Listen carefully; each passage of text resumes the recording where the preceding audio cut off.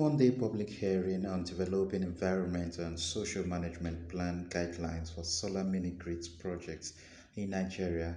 It is part of these activities to give full public awareness to all proponents and stakeholders in the implementation of the ESMP guidelines. The Federal Ministry of Environment, with support of the European Union and German governments within the framework of the Nigeria Energy Support Program, is taking the lead here. Engineer Govt Celestin is representing the Director of Environmental Assessment Department from the Ministry. Wants a document that will be long-serving for the benefit of stakeholders and all proponents. What we intend to do is to put a document that will last a long time. Not that we keep revising it all the time, but it's only when we operate it and we find out that there are gaps, then we'll start gaps that we understand for a long time. Then we'll come back here again and see how we are going to revise it and move it forward. But for now, within what we have, we will be able to work and track it properly. Not breaking it, but we'll track it and see how we are going to work with it.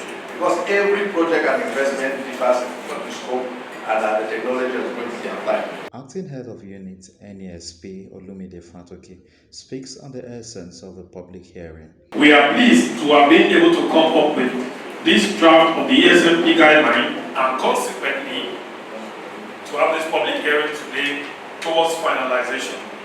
The main purpose of this public hearing is to give full awareness on the draft guideline to all stakeholders and further collate the final feedbacks from partners, developers, and other interested persons before the last approval.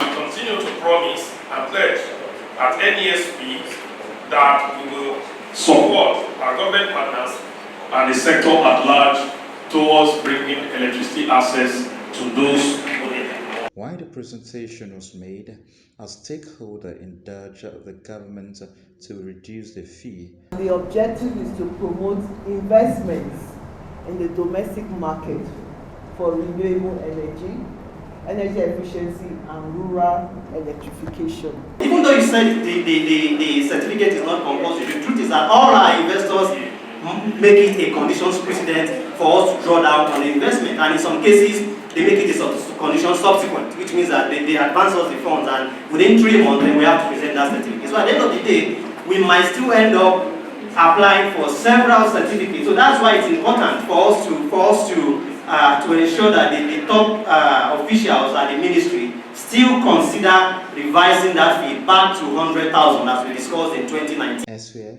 Head of Section of Economic Cooperation and Energy of the European Union Delegation to Nigeria and ECOWAS, Mrs. Inga Stefanovic, said the simplified ESMP guidelines would boost private investment in the renewable energy sector.